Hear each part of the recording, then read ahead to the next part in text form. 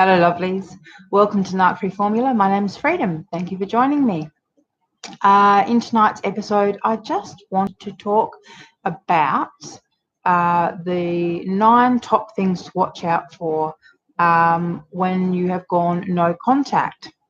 But before I start the episode, please, if you enjoy any of my videos, remember to like them, subscribe to the channel, and feel free to share the videos onto the other social media platforms. That would be awesome. All right, so I have some notes. So when you go no contact from the narcissist, the first thing you have to know is that they do not like that one bit. They don't like losing control. They don't like you trying to set boundaries. This creates a narc injury in them. So what you'll find will happen is they will try and bait you. And what I mean by that is they know the things that will trigger you off. They know the things that will get to you. They know the things that will make you respond. And often I hear people saying, oh, how should I respond when he said this? Or how should I react when he's done that? But what you really have to be mindful of is any reaction to a narcissist is a good reaction. They literally are fueling themselves by any emotional reaction that you have. So it doesn't matter if it's a positive or negative reaction. Any reaction is good enough. So they don't care if you're, if you're not saying good things about them, that's fine. As long as you're saying something about them, as long as you're reacting in some way, as long as they feel that they have the power to hurt you, to upset you, to control or manipulate you. And that is what they desperately want. So the key to winning here is just do not respond, no matter what they come up with. And as I've said many times before, why bother talking to them? They lie. Liars lie. That's all they do. They lie upon lie. They lie when you challenge them about lie. They're con artists. They con, manipulate, and lie. So why would you even bother trying to talk to them? You're not going to get any sense. You're not going to get any closure. They're not going to make life easy for you. You're not going to be able to resolve things. They don't want to resolve things. They want an excuse to be able to abuse you. They want an excuse to be able to still talk to you. And they want an excuse to be able to get fuel from you. This is why no contact is so important. All right, darling, so let's run through them. So number 1. So one of the top things that they will do is that they will tell people lies about you. They'll probably make sure you hear about it, or they'll do it in a public forum such as social media. And, make no mistake, they know the things that matter to you. So this is the kind of thing they will lie about. And it's hard. And I will tell you, it is hard. I've had to bite my tongue when my dickhead ex-husband has been on the internet blabbering bullshit, telling the most ridiculous lies and saying the most horrendous bullshit about me. But as I said, what's the point of talking to him? There's no point. That's what he wants. That's why he's doing it in the first place. He doesn't care what other people think. He just cares what I think, and he just wants me to react to him. He wants me to talk to him, neither of which I'm going to do. So, take a leaf out of my book. Darling, just ignore them. All right, no matter what they have to say. So number 2, similar to number 1, they'll spread rumors about you. So be prepared to hear that you are doing something, like, for example, I'm a sex worker because, how else do I earn my money? be prepared for that kind of thing. It's just, as I said, the more outrageous, the better in their mind, because they assume that you'll try and defend yourself, or that you'll ask them to take it down, or that you'll beg and plead in some way if they've posted it on social media. Fuck them and their flying monkey friends. Who cares what they think? None of them matter. Like, these people just don't matter. They're so insignificant. So you know the truth. People who love and know you know the truth. So any rumors that get spread around about you, just ignore it. All right, number 3. Yeah, look, this is the classic narc trick. So they make you out to be the perpetrator. So this is part of the smear campaign. So as we know, one of the main key things that the narcissist has to do now is try and reframe the narrative. So you've gotten away, and that's created a narc injury. You're not coming back, and that's created a narc injury. And now you're not even listening to them. You're not doing what you're told. You are well and truly doing no contact, and that is driving them batshit crazy. And so they lie and they spread rumors, and then they make you out to be the perpetrator. They say that, that they're the victim, that they're the one that was hard done by, and that you're the one that's done the wrong thing. And when you're someone who's got morals, and when you're someone who, cares about people and doing the right thing, it's really tempting to say something, to defend yourself, to stand up and say, no, that's not how it went. But the problem with that is, once again, any reaction is a good reaction to the narcissist. Any fuel is good fuel to the narcissist. And it doesn't matter how much you defend yourself to them. I mean, they already know the truth, right? This is the thing. They know the truth. So whoever they're talking for, so their flying monkeys, their audience, that's who they're telling these lies for. And I mean, it's for you and for the flying monkeys, so that you'll feel embarrassed to think that other people think that you're the perpetrator. But the reality is, once again, you know who you are. You know that they're the perpetrator and that you're the victim. You know how it all went down. They also know how it went down. And everyone else who is acting like a flying monkey is, once again, is insignificant anyhow. Who cares what they think? They weren't there. They don't know. And if they were there at the end when they were being hoovered, when they were being groomed to replace you, they would have no clue about the reality, because they were being love bombed themselves. I'm talking about the new Supplier, for those who have had crossover. Excuse me, I've got a little bit of a cold at the moment.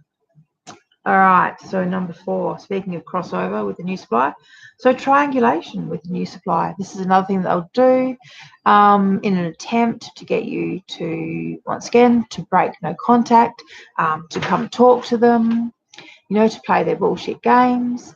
And if you're like me, you'll be thinking, yay, they've got new Supplier. Excellent.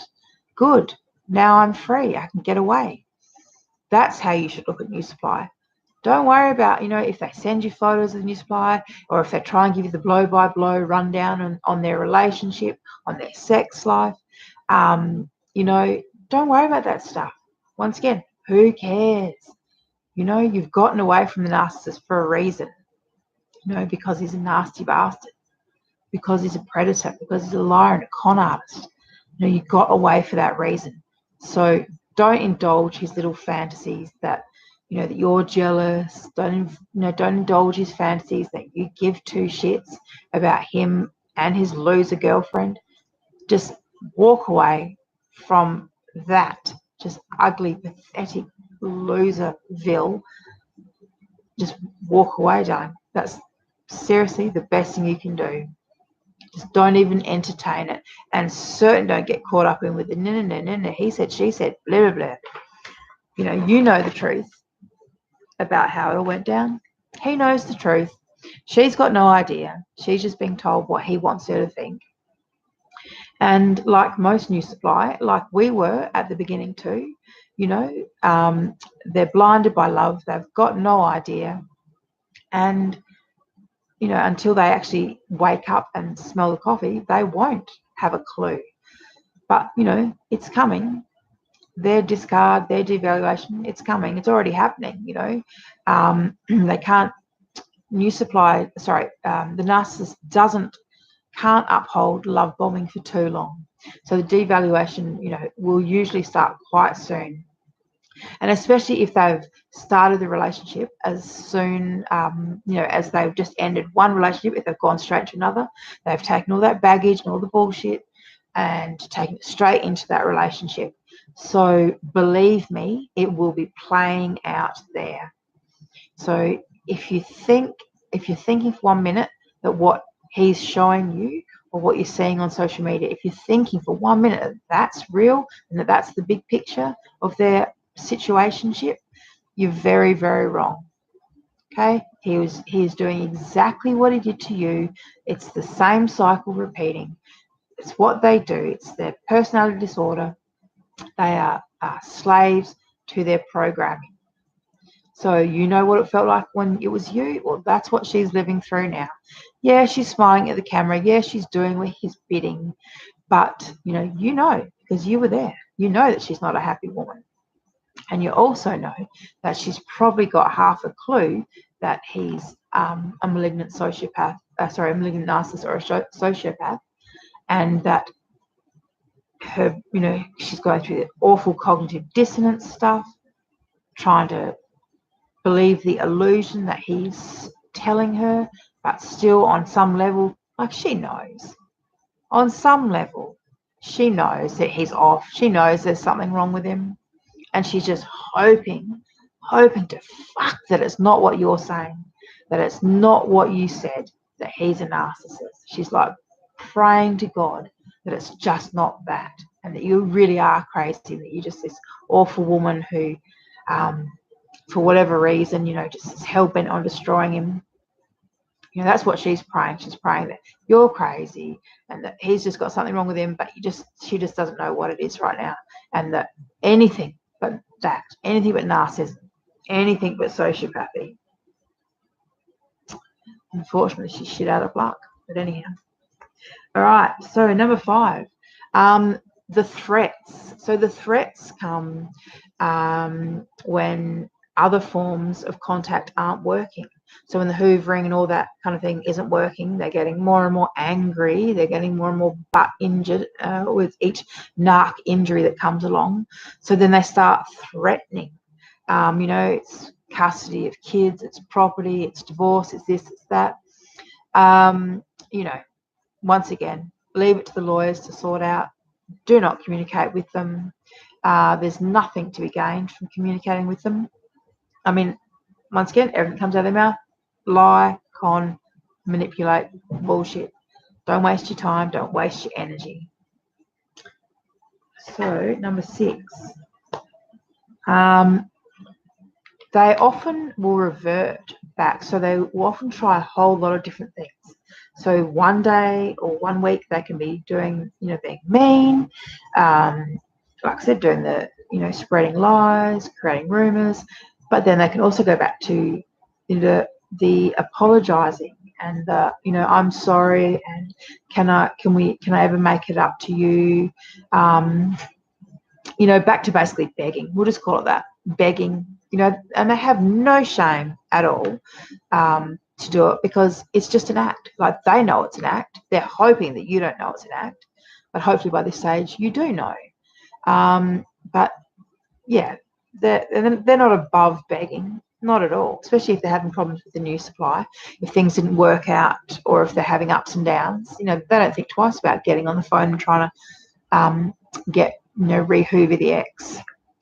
Which brings me to number 7. So just hoovering in general. There are so many different ways that they can hoover you, but the underlying theme in all of the hoovering is just to get you to breach no contact. I've got a green finger. I was tying my daughter's hair and I had a hole in my glove. I just got an ET with my green finger. Kermit. Anyhow, what was I saying? So, yeah, so the hoovering. There's lots of different ways that they'll hoover, but the underlying theme is just to get you to break your no contact. It's a foot in the door. It's maintaining control. They love to have some feeling that they still can control you, that you still care, that they still could hoover you back if they wanted. So ignore them, no matter what form the hoover comes in. I mean, these are all hoovers in and of themselves. So, just keep going back to no contact. No contact. There's just no reason that you have to talk to them. And even with the situation with the kids, narcissists are renowned for using the children as an excuse to talk to you, except they will talk about the same thing over and over and over again, never resolving it, because that gives them an excuse to contact you again. So when you realise that these are the little games that they play, right, they're just hoovering for hoovering's sake, just to keep a foot in the door, right, cut it off. So simply just cut it off. No contact. There's no point. Number 8, so the stalking. So they can stalk you physically, they can stalk you online, but make no doubt about it, have no doubt about it, they are stalking you. So tighten up your no contact. Tighten up your social media. If you're like me and you've got a public social media, it makes it a little bit tricky. I definitely went through a kind of dilemma about whether, how I was going to work that in, having a public profile, how I would work that into my no contact.